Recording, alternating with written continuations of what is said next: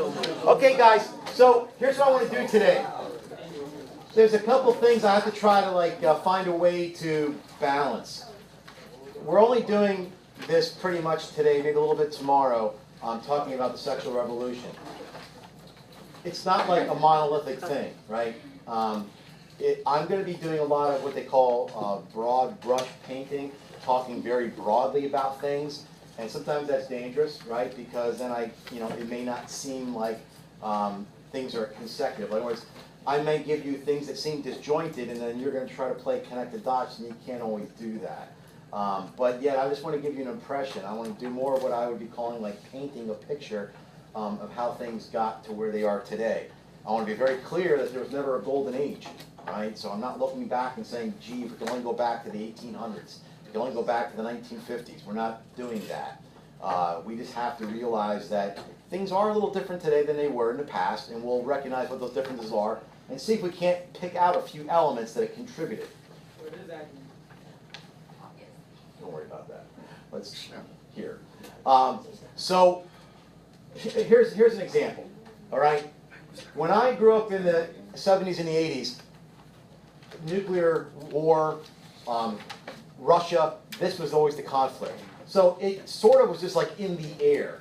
I didn't wake up every morning, me and my friends, worrying about getting nuclear holocaust. But, the movies were based between the United States and Russia. You see that like in Top Gun. You see that in Rocky. You guys have something in the air as far as terrorism, right? So it isn't like it occupies your mind all the time. But let's say 50 years from now, your kids, God willing, you have a nice, healthy family, and you're alive and doing well, and your kids ask you, what was it like at the beginning of the 21st century? You're going to start putting things together, right? There was globalization as far as the economy. There was, this threat of terrorism by extremists, and you're going to start putting up a few things. You're not trying to say, let's connect those four things together, and that's what it was. You're going to try to paint a picture because you're going to realize it's very dynamic, right? But nonetheless, you're going to make an attempt. That's what I'm going to do here today, all right? So I have some statistics just to start the whole thing out. And a lot of this, I'm missing the bottom one, obviously. A lot of this comes from the Center for Disease Control. Yes, Renee? No, you don't need to copy this. I'm trying just to give you a sense, okay? So STDs, between 15 and 24, they account for nearly half of all the 20 million new cases each year. So 4 in 10 sexually active teen girls have had an STD that may cause infertility and even death. That's from the U.S. Office of Adolescent Health. Divorce rates, from the Center for Disease Control, current estimates of divorce indicate that about half of first marriages end in divorce. I mean, nobody can think that's a good thing, right? Somebody might say, well, what happened in the older days? That people stay in unhappy marriages? We're not trying to, delineate all that right now. We're just trying to say this is kind of where we're at. Premarital sex, by age 20, 77% of men and women have had sex, including 75% have had premarital sex. By age 44, 95%. I have other statistics, but it's no sense bringing it up. Again, from the Center for Disease Control, where they show if you have sex starting at 12 years old, 13 years old, 14, up to like 25, it has different percentages on satisfaction in marriage, likelihood of divorce, likelihood of poverty. And obviously the younger that you have premarital sex, so let's say like from 16 and younger, the higher the rates of poverty go up, the higher the rates of single parent families go up, the higher the rates of out-of-wedlock births go up. I mean, everything goes up the younger that people have sex. 43% of all U.S. children live in a home without their father. That has to be one of the most tragic statements that we could put up there, all right? And there was another statistic on cohabitation. It's not important. Okay, so, we're trying to say what led to all this. It didn't just happen out of the blue. It wasn't like, people one day said, really, why do we have to wait to get married to have sex? And who cares if we have a father around? I mean, nobody makes statements like that, right? So we have to say, how did things get to be as they were? So here's where I'll start making my broad brush statements. Has anybody ever heard of the term Malthusian? No. All right. It's a very popular term in culture. I can't imagine you'll go through college without not hearing it. Thomas Malthus was an Anglican priest. Okay, so this is a Roman Catholic. This is Anglican or Episcopalian, Church of England. This is probably from the mid-1800s, right? So we're in 1850, 1860. He predicted the world's population would not be sustainable, all right? So this was a concern for overpopulation. There's been instances throughout the period from then till now where we've had some very good concerns. Even today, you know, is there going to be enough water for people? Is there enough natural resources? Fortunately, every time there's been some dire prediction that there'll be mass starvation, which is what they thought here, you know, and it didn't come to fruition because our technology was able to grow crops either, you know, more efficiently or simply at a higher yield. But nonetheless, what I'm trying to say is, in the latter part of the 19th century and the early part of the 20th century, kind of like, you know, terrorism's in our air now, and when I was younger, the threat of nuclear holocaust, overpopulation was kind of like what was on their minds. Not all the time, but it was part of their world. Now, because he was a Christian pastor, he said, we need to do something about this overpopulation. But he wanted, and this is very important, he wanted to use two moral means to curb population, as opposed to abortion, contraception, you know, things like that, or more drastic measures. The first way was to delay the marrying age, all right? So you know that most times in the older days, young girls were married 16, 17, 18, 20, right? Life expectancy wasn't what it was today. So my father was born in 1925. His life expectancy was 49. Obviously, he lived longer than that. When you were born, your life expectancy was probably around 73. Girls a little bit higher. Likelihood you'll live longer than that, you know, notwithstanding. But nonetheless, so think about it. If a woman is fertile, let's say, you know, if the life expectancy is, you know, a woman starts, they're fertile up until menopause, obviously. But, you know, in the late 30s and early 40s, it gets more difficult to have a child, to conceive a child, I should say. So what he's saying is if we can, you know, instead of marrying at 18 and 20, how about we start marrying at 30? That way, you know, towards the end of 30, you're already going to get into that infertility stage. So that'll be one way to curb the population. So that's one of his ways. The second way was show some restraint in marriage. Just, we're not animals, right? So instead of having, you know, 7, 8, 9 kids, have 2 or 3. So these are both, you know, moral means. But nonetheless, this was in the air. You're going to keep this in the back of your head as I talk further on. Now, something else that was going on toward the latter part of the 19th century was a set of laws known as the Comstock Law. And what it did is it targeted obscene literature from being transported across state lines. All right? So you could not mail like a pornographic picture. If you mail a pornographic picture across state lines, you could be arrested and sentenced under the Comstock Law. Contraception, and I'm talking like hormonal, like this was obscene material to this age. So if you were to transport contraception across state lines, you would be arrested under the Comstock Law. All right? So just, again, just trying to paint a picture here. Obscene literature. If you target obscene literature that was being transported across state lines. All right? Now, this may be an obvious statement, but I need to make it to set up the next point. These laws were introduced by a Protestant legislature. Okay? These laws were introduced by a Protestant legislature. Now, what I mean by that is this. If you know anything about the history of the United States, you know that Catholics were not here in great numbers at this point. Okay? The Irish were here, and but nonetheless, none of them held positions in power. So the people who are putting these laws, because you understand today, the Roman Catholic Church is like the holdout, right? Everybody says. It's the one Christian denomination that still says contraception's an inherent evil. So I'm trying to point out that it wasn't always that way. And these, obviously, there was no Catholics in the legislature that were pushing this. So this was a Protestant worldview that contraception was immoral. That's important. So we're going to have to ask ourselves what changed. Okay?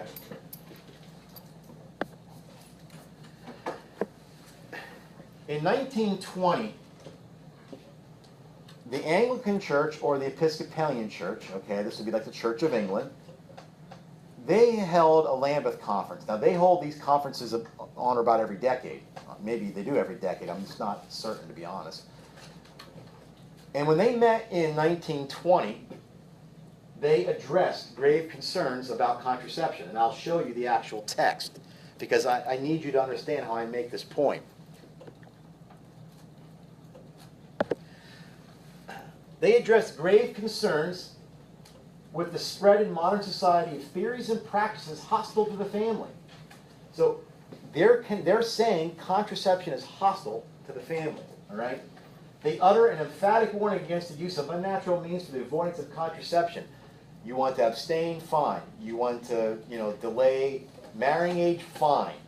You want to show restraint in marriage? Fine. But that's it. Nothing else.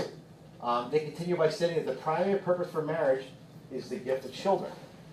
Okay. This was the entire Christian world.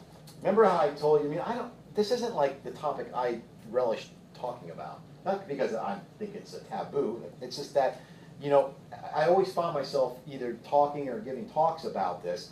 But I must be terrible at it because I've never convinced anybody to change their position. I think I've shared that with you. If I haven't, there I have.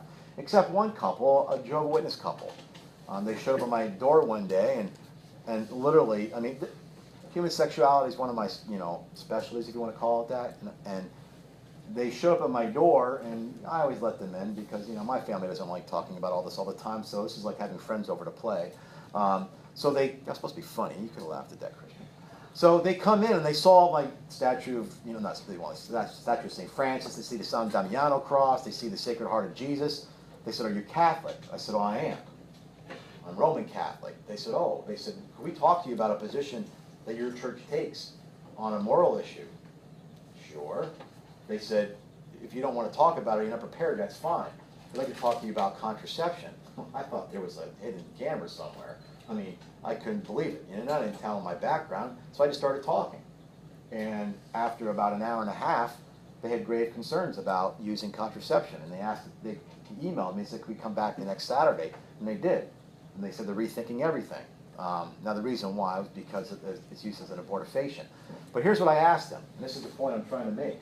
I said, "When did your church start allowing contraception?" They said, "Well, we always have." I said, "Oh, no." I said, "It was obscene material. You couldn't even transport it in the United States." As a matter of fact, in 1920, we have statements on how they came up against it. If your church had been for it, trust me, everybody would have known about it because they would have called you guys immoral. So obviously something changed. Now see, that's my point. Somebody can say, why is the Catholic Church the only one that still does not allow it? My point is, why do all the others allow it? What changed?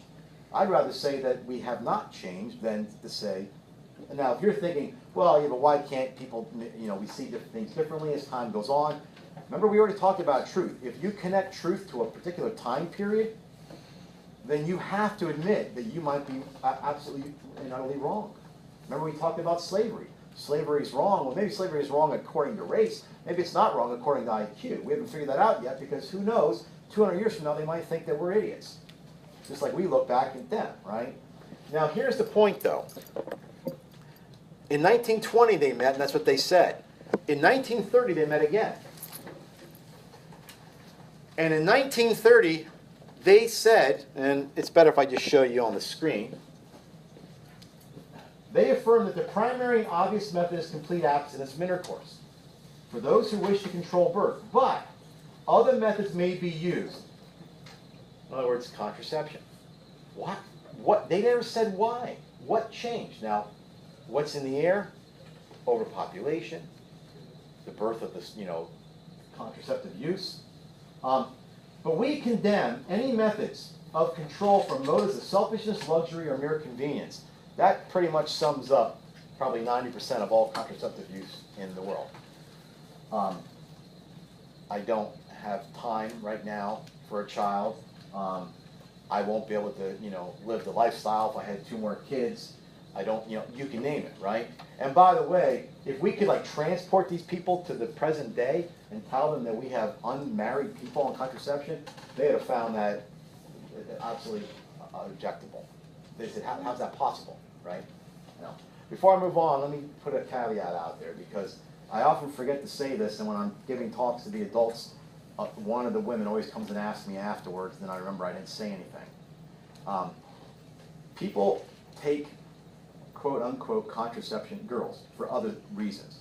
So I'm sure some of you may know that, right?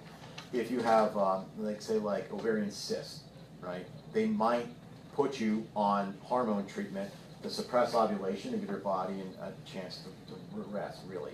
So if you're not ovulating for a while, you won't have any cyst formations.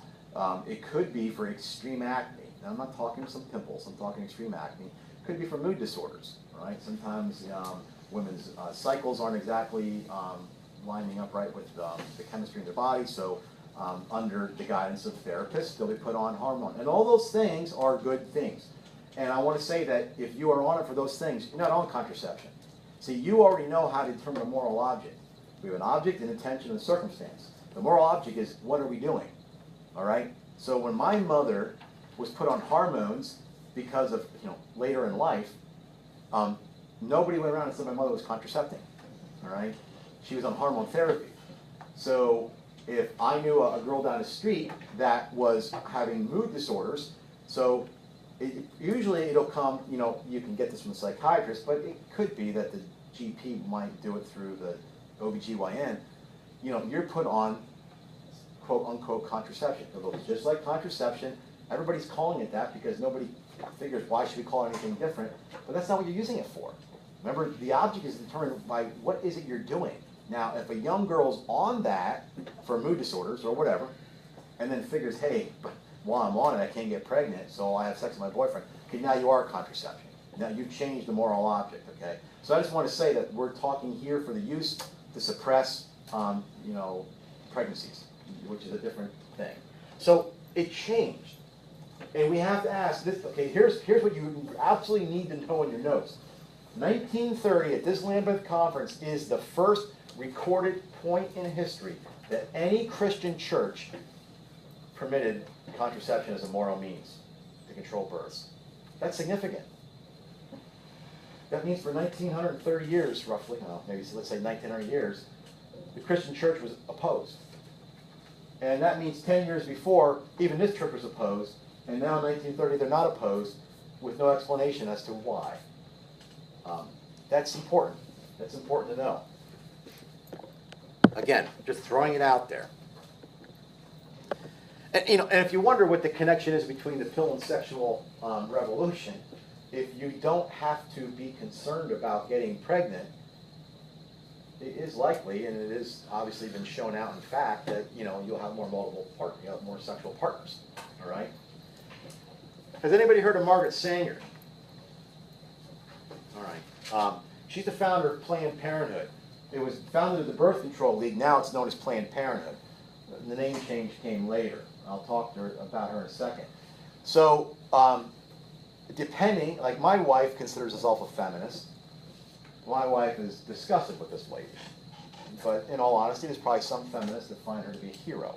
All right? She pushed for, obviously, birth control and such. But more so than that. She was arrested under the Comstock Law because she was transporting in obscene material, contraception, I believe from New York to Connecticut or New York to Pennsylvania. I don't remember where, but once she crossed the border, then it changed. And there's a lot of laws like that, even like statutory, laws with younger children. Once you cross the border, it changes everything, right? So she was arrested under the Comstock Law. Now, I want to say there's a link between birth control and eugenics. And because I'm painting broad brush, and because I'm just, bless you, going ... maybe this isn't going to be convincing for you. When we get into dialectic, I will give you magazine article after magazine article that you can read about this. Do we know what eugenics is? Does anybody know what eugenics is? Okay, eugenics is when you control reproduction in hopes of having a better result. It's what Hitler did. Let's just be frank, okay? What I want to say, though, about this is that we did not we, because we weren't alive, but the people in the world didn't know the atrocities of the Holocaust until the camps were discovered by the Allied troops. The eugenics movement started in the United States to control breeding. Did anybody go to the Holocaust Museum with Mr. Scully? Okay, I don't know if you guys happen to read. I read every little plaque. That's me, you know. If you had read one of the plaques, I went down 2 years ago with him, and I saw it, and I even brought some of the students that I had with me. I said, look, if you think I'm making this up, and it says the eugenic laws that were in Germany were patterned after the laws in the United States. The eugenics movement in the United States and the eugenics society were praising what Hitler was doing. They didn't know, this was in the 30s yet, they didn't know what was going on. This is why a lot of names changed and why the eugenics movement went, you know, south right after World War II. So this is in the early part of the 19th century. 20th century, I'm sorry, early part of the 20th century. Does anybody know what the immigrant groups were then? Like today, you know, it's Hispanic and such. What were the big immigrant groups in the early part of the 20th century? Anybody know? I don't know. They might have been. I'm not that familiar with the Germans at that point. The Irish and the Scottish came earlier, right? They were already here, not all, but in mass. You're talking basically the Italians, Slovaks, Polish, Hungarians, and such. And they didn't want them to have kids, along with the blacks. They were all lumped together. So that you know I'm not just making this stuff up as we go along.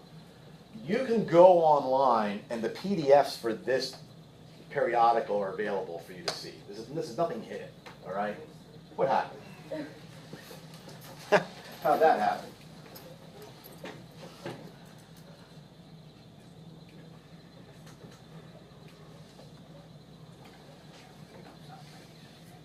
That's not it. No, I have to build up to it. Unfortunately, it doesn't allow me to backtrack one. So anyway, the image that I'm showing you is a cut and paste, but I don't want you to think that I'm playing fast and loose with any of the information.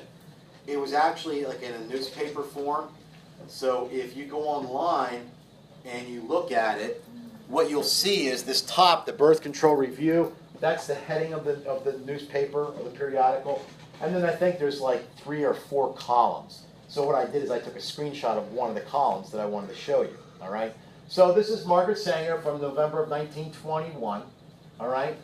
And what is birth control to do? To create a race of thoroughbreds. We're glad to report that the influential weekly The Nation has editorially recognized that scientific eugenics must be dismissed as vague and Victorian in spirit if it fails to recognize that the central and fundamental importance of birth control, right? Now, we are talking here, you know, contraception particularly. From the proceedings of the Second International Congress of Eugenics, the newspaper reading public gathers chiefly the American melting pot as a failure, okay? Now, we have issues with immigration now, very serious issues, things that, you know, upset me. I don't like some of the things that are going on in immigration. But we always have to keep things in perspective. How far have we come? Nobody's using language like this, all right? Well, nobody that's sensible. There's always goofs out there.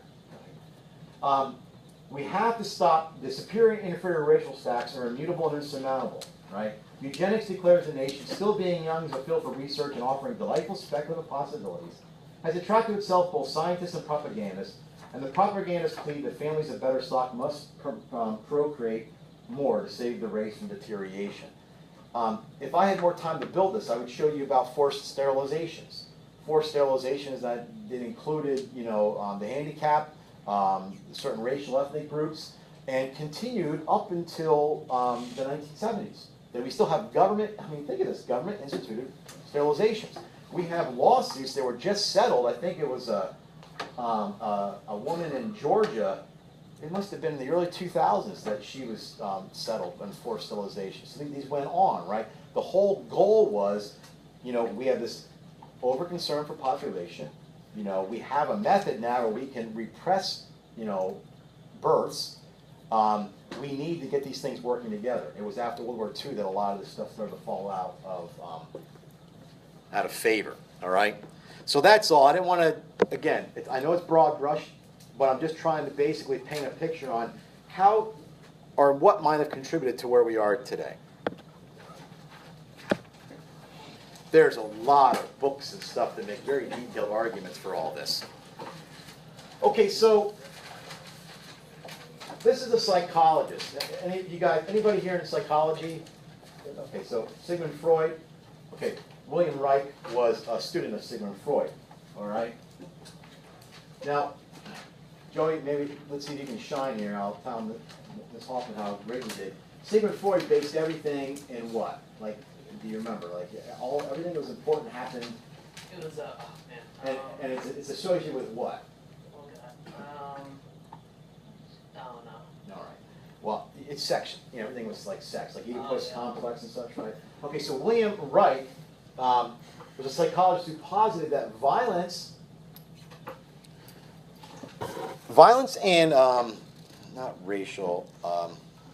What's the word I want to use here? Give me a second. My mind's not all together. Economic inequalities. He posited or said that violence and economic inequalities are rooted in sexual repression. Okay? So the reason why we have these Victorian prudes out there that makes everything seem bad has to do with sex, well, the problem with everybody saying sex is so bad, now we have these violence, we have, you know, these inequalities economically, and it's because we are sexually repressed. So if we can unleash our sexuality, that will reduce these various things. You can tell I'm not even thinking too good with only 2 hours sleep here. So there was a push against conformism, right? Be different. Like, you know when people tell you, think for yourself, you should, right? When you hear people say you should be a free thinker, you should. Just depends on what you mean by that. I had a friend once that said, you know, people who go with the herd, right? You follow everybody else, you conform. You don't think for yourself, right? He says, I do the exact opposite. I go against what everybody else thinks. Isn't that the same thing in the opposite? You don't think for yourself that way either, right? So we need to always discern what we're thinking. But this was a morality based on pleasure, all right? So we're almost talking like the Playboy era here, right? What should be allowed? What brings you pleasure? Who am I harming? You know, they'll say it's a victimless sin. If people want to pose nude and we want to sell magazines, then so be it, right? Because what we want is pleasure. And by the way, sexual repression is not good for us. In fact, sexual oppression, according to William Reich, is probably the reason why we have, you know, people that are violent, because they have no way to exhaust, you know, their repression. Or maybe that's why we have these economic struggles and class struggles, okay? So what really we're talking about here is, you know, we're talking about a combination of sex and anarchy. And then along came another guy called Michael Foucault.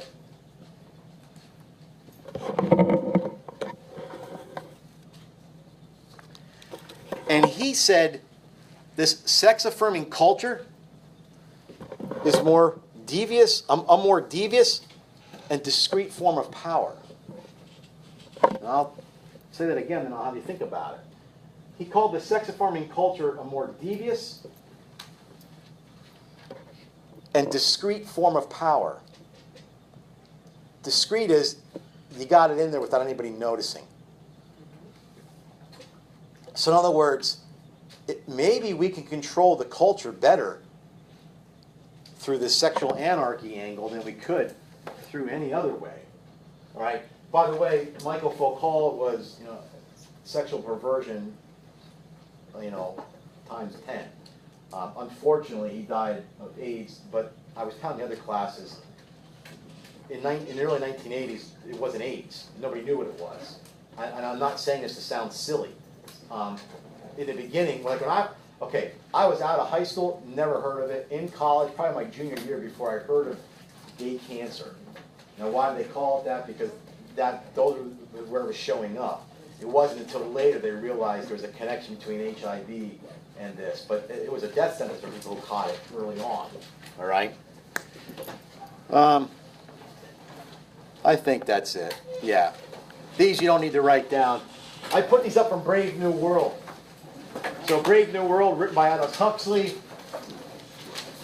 he kind of is blending the times.